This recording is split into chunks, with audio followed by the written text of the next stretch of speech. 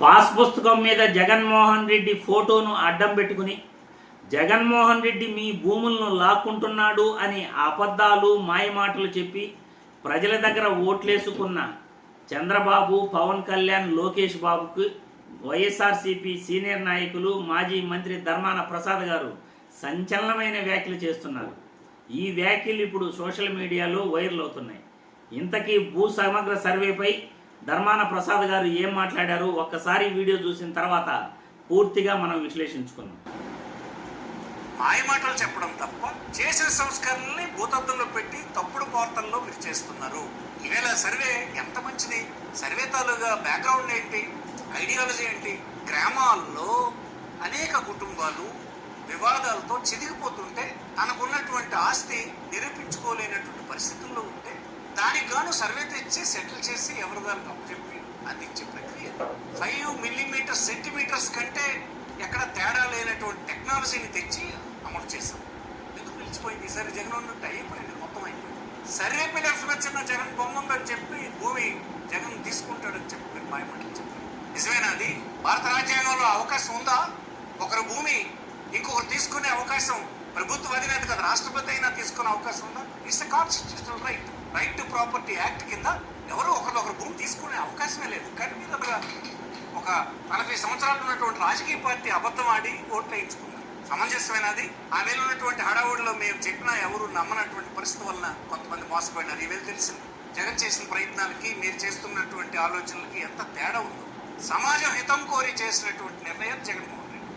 చుక్కల భూములు, పట్టాలు ఇచ్చేటువంటి కార్యక్రమం, లంక భూములు, ఎస్ఐడ్ భూములు ఇతర అవసరాలకి 20 సంవత్సరాలతో అమ్ముకునే అవకాశం, గ్రామాల్లో ఉండేటువంటి గ్రామకట్టం, నాన్ అగ్రికల్చర్ ల్యాండ్కి సర్టిఫికేట్స్ ఇవ్వడం, ఇన్ని రకాల సంస్కరణలు మీరు తీసుకొచ్చాం.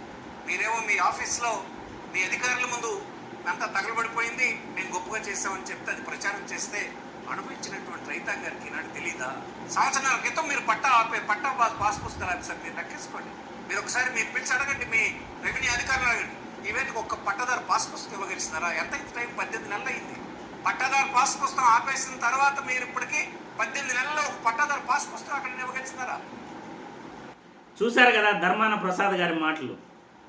భూ సమగ్ర సర్వేపై ఆయన మాట్లాడిన మాటలు ఎక్కడ కూడా ఒక్క పాయింట్ కూడా తప్పులేదు.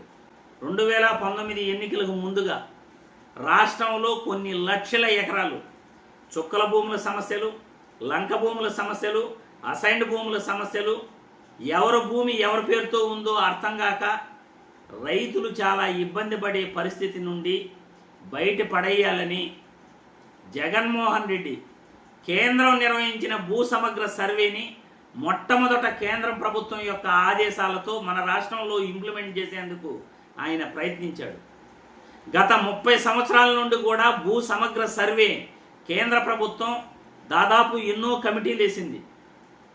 ఆ ఎన్నో కమిటీల తర్వాత 2019 ఎన్నికలకు ముందు కేంద్ర ప్రభుత్వం తెచ్చిన ఒక భూ సమగ్ర సర్వేని ఆంధ్రప్రదేశ్ రాష్ట్రంలో ఇంప్లిమెంట్ చేయాలని చెప్తే దానికి ముందుగా జగన్మోహన్ రెడ్డి కంకణం కట్టుకుని ఆంధ్రప్రదేశ్లో నేను ఈ చట్టాన్ని అమలుపరుస్తాను, భూ సమగ్ర సర్వే వల్ల 1 సెంటీమీటర్ కూడా రైతుకు నష్టం కలగదు, ఆల్రెడీ లంక భూములు, అసైన్డ్ భూములు, చుక్కల భూములతో సతమతమవుతూ ఎవరి భూములు ఎవరి పేరుతో ఉన్నాయో తెలియక అనుభూదారు ఇబ్బంది పడుతుంటే వాళ్ళకందరికీ కూడా భూ సమస్యల నుండి పరిష్కారం ఏర్పరచాలని జగన్మోహన్ రెడ్డి గొప్ప ప్రయత్నం చేశాడు.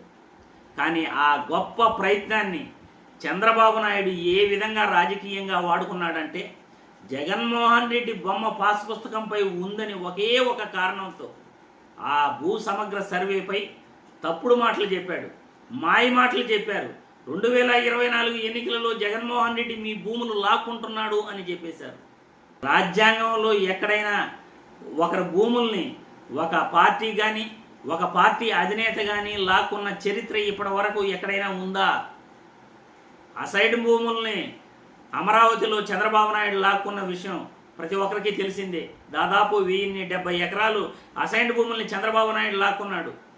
చుక్కల భూములు పేరు చెప్పి లక్షల ఎకరాల రైతులకు అన్యాయం చేశాడు చంద్రబాబు.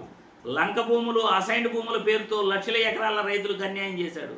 కానీ వాటి నుండి విముక్తి కలిగించిన జగన్మోహన్ రెడ్డి పాసు పుస్తకంపై ఫోటో ఉందని ఒకే ఒక కారణంతో మాయ మాటలు చెప్పి అబద్ధాలు చెప్పి సమగ్ర భూ సర్వేపై ప్రజలను నమ్మించి ఓట్లేసుకుని ఈరోజు అధికారంలోకి వచ్చి భూ సర్వేని పూర్తిగా నిలిపేసి రైతులకు న్యాయం చేయకుండా ఆటలాడుతున్న ఏకైక రాజకీయ